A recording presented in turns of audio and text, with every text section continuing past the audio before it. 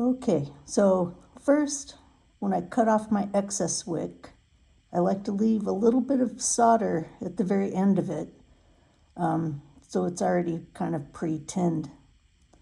All right, let's see if I can do this.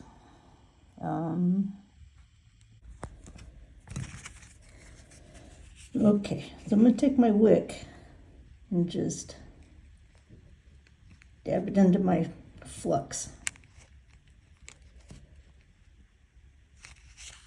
So you can't really see it, but there's a little bit of flux at the end there. Okay.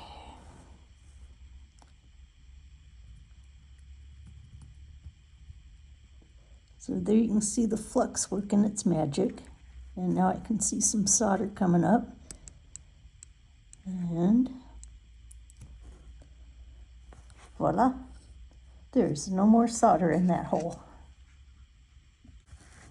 Okay, there is, however, just a smidge of solder on the top, so I'm going to repeat that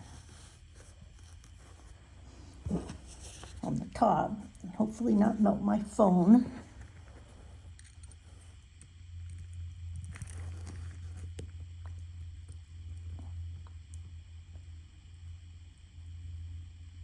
And there it goes.